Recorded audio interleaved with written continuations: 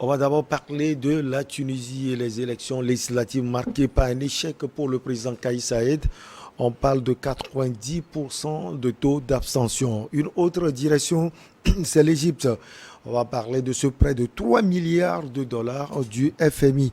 Et puis le Mali, Appel de Genève, c'est le nom d'une ONG qui est interdite dans ce pays. Et puis Togo, Coup de grâce, un film inspiré de la vie politique africaine. Nos invités, Samir Ourosama, juriste de formation, défenseur des droits de l'homme, Joachim Italake, lui, il est journaliste, directeur de publication de Afrique Plume, et puis Louis Kamako, rédacteur en chef de Togo Breaking News.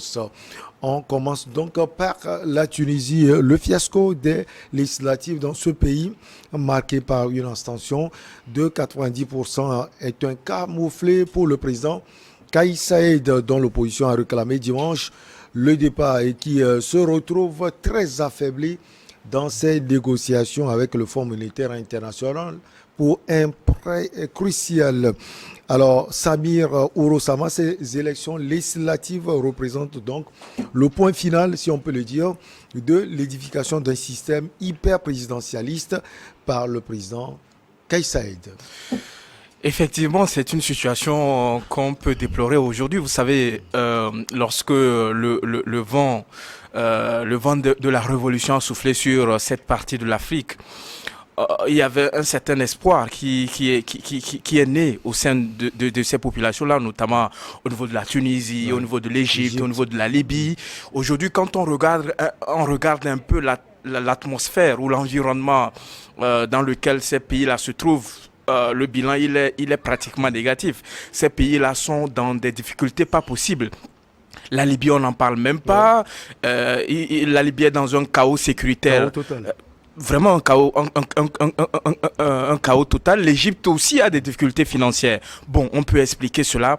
Aujourd'hui, la Tunisie, avec cet homme-là qui est à la tête de cet État, qui malheureusement, je vais peser mes mots avant de le dire, qui fait un peu la honte à cette classe des intellectuels africains. Comment comprendre qu'un juriste de haut niveau, du moins un constitutionnaliste de ce rang-là, puisse à lui seul s'accaparer tous les pouvoirs du pays. Donc, c'est un gars qui est arrivé au pouvoir, il s'est arrangé pour d'abord reformer la Constitution, alors qu'on venait à peine d'adopter une nouvelle Constitution. C'est-à-dire que la Constitution, après la mise en place de l'Assemblée constituante et également de l'organisation des premières élections législatives et présidentielles qui ont été considérées comme des élections transparentes et tout ça là.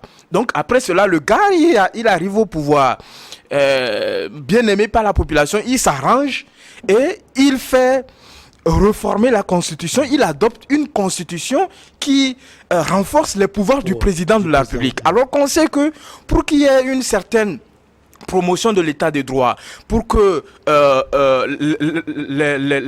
les différents pouvoirs puissent être équilibrés et tout, il faudrait qu'il y ait un équilibre. Il faut que l'équilibre entre les trois pouvoirs qui régissent le fonctionnement d'une société, notamment le pouvoir politique, le pouvoir judiciaire, le pouvoir exécutif, le pouvoir législatif, exécutif et puis judiciaire.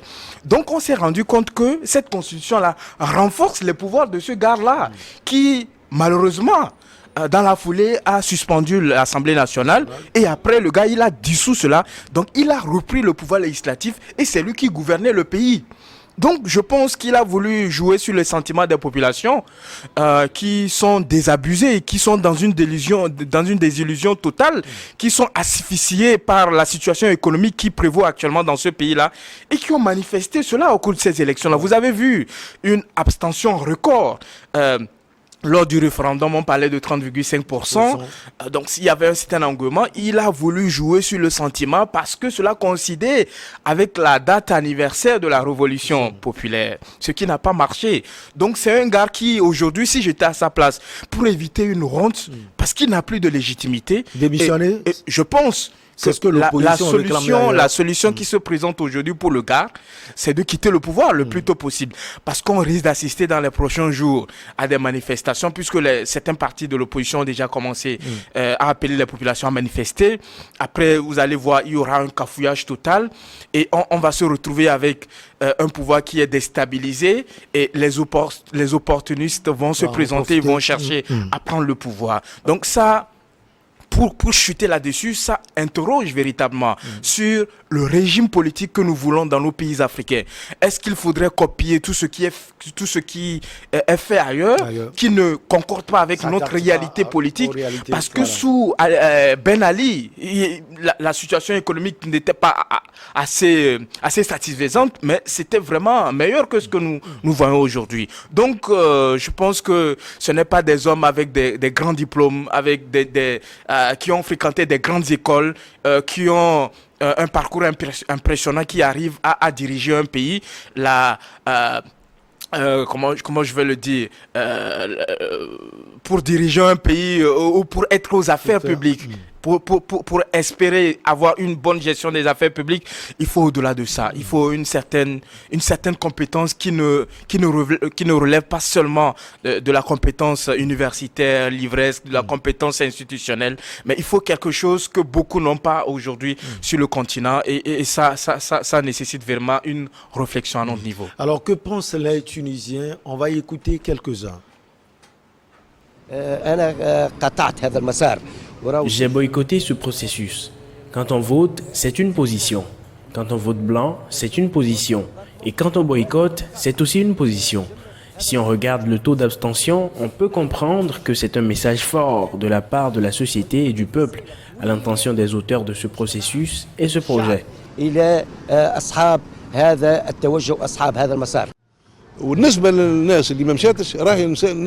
Les citoyens qui ont boycotté ont raison. Ils sont victimes dépourvues, pauvres, au chômage et pensent à la migration clandestine. Ils ont raison. Le chiffre réalisé est suffisant pour que l'on se débarrasse des partis en Tunisie. C'est fini.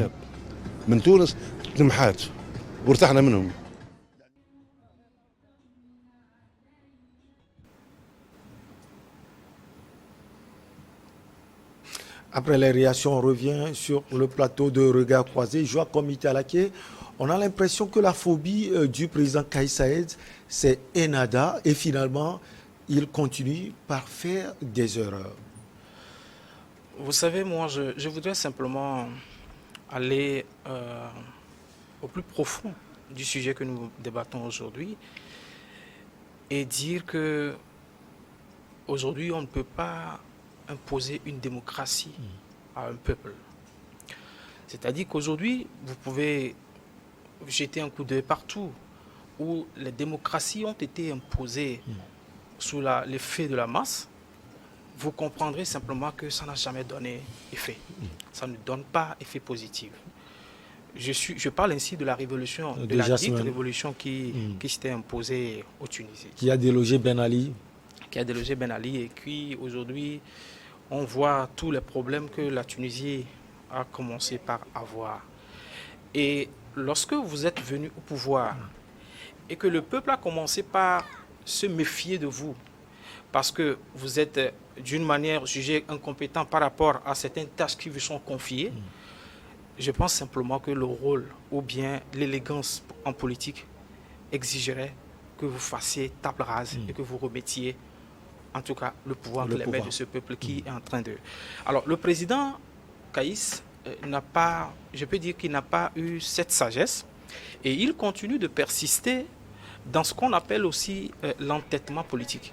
Et cet entêtement, soit finira par un limogeage et ce limogeage qui va non seulement coûter à sa personne, mais aussi à son image et à son autorité. Vous parlez de limogeage, mais comme Samir l'a dit tout à l'heure, il a tous les pouvoirs. C'est peut-être au peuple de réclamer son départ.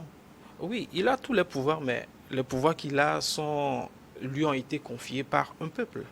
Et aujourd'hui, aucun pouvoir ne peut résister à un peuple qui sait ce qu'il veut et qui sort en masse pour manifester. Attention, ce qu'on dit aujourd'hui, vous allez vous rendre compte que si ça persiste et que les événements que nous sommes en train de voir continuent de se mêler ainsi, vous comprendrez simplement qu'il y aura quand même une liasse de peuple qui va sortir et vous allez voir que ça va tomber gravement et ça va peser beaucoup sur la tête de Kais Saïed.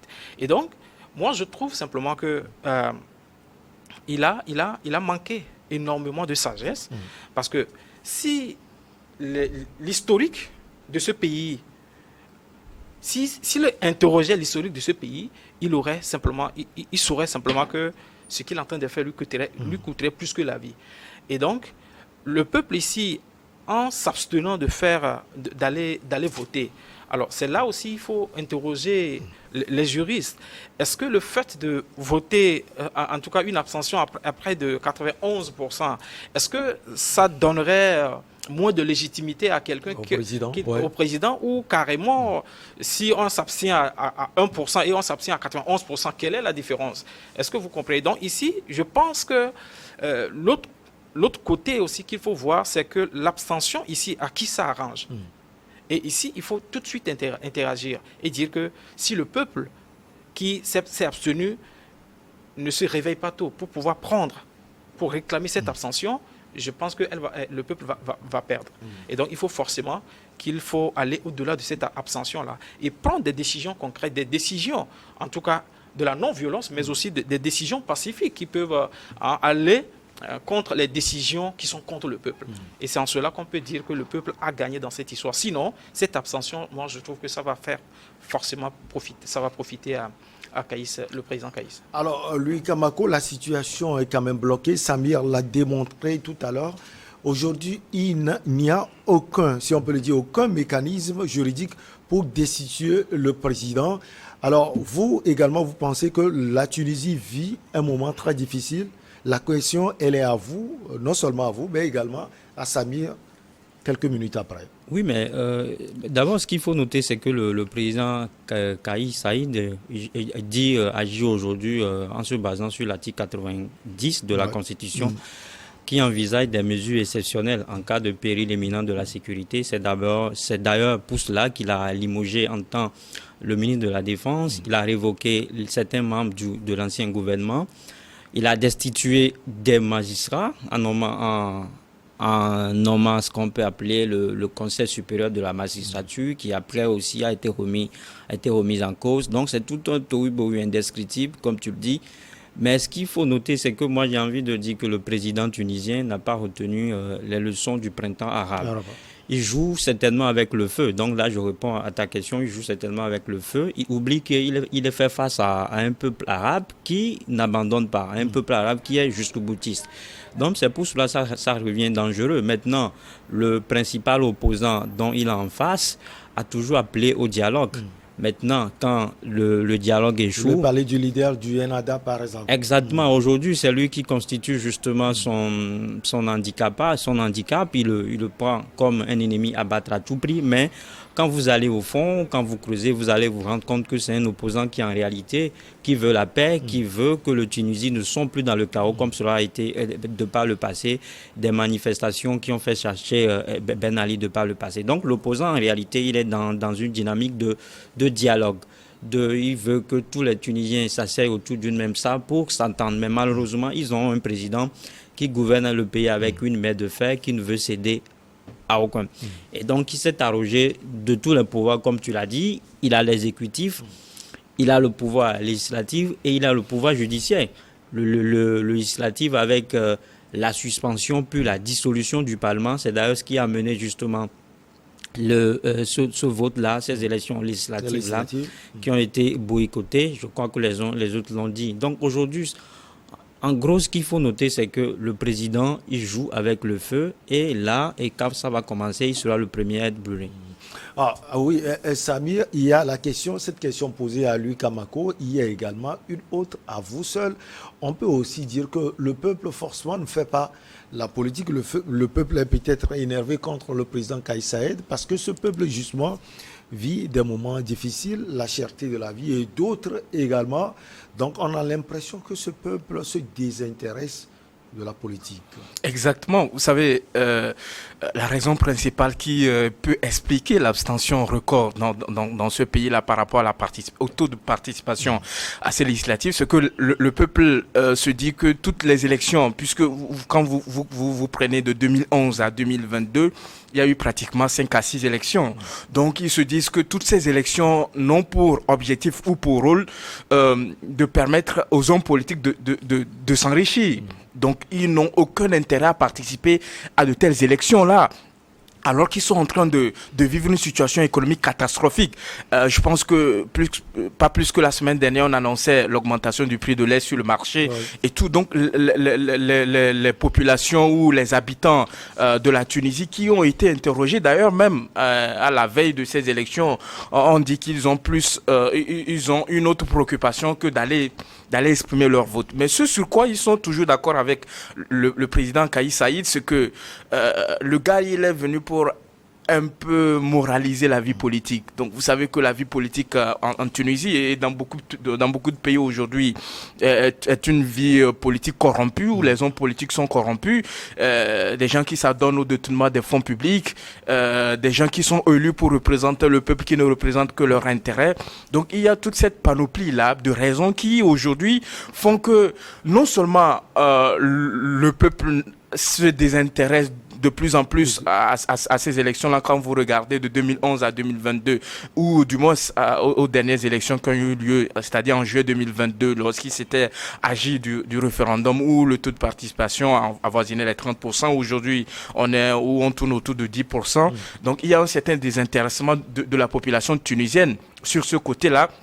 Mais également, ils se rendent compte que même s'il vote, ça ne changera pas grand-chose, parce que le gars, il s'est arrangé de telle sorte que tous les pouvoirs se retrouvent en ses mains. Vous savez, même l'Assemblée nationale ou le Parlement qui sera mis en place n'aura plus le droit de contrôle sur l'action gouvernementale. Ils n'auront plus de droit de regard sur le pouvoir présidentiel ou le pouvoir du président de la République. Donc, c'est tout comme le résumaient certains confrères certains journalistes de ce pays-là. C'est tout comme une caisse d'enregistrement de tout ce qui sera fait par le gouvernement en place. Donc ça interroge beaucoup sur la situation politique qui prévaut aujourd'hui et qui est liée également à la situation économique qui est déplorable, qui est déplorée par les Tunisiens aujourd'hui. Donc moi, je pense que... Cette situation économique, est-ce qu'elle est provoquée par le président Kais Saïed? Parce que c'est... Vous savez, on accuse le président d'avoir géré de façon catastrophique la période Covid. Vous savez que ça fait beaucoup de rage en Tunisie. Et on l'accuse également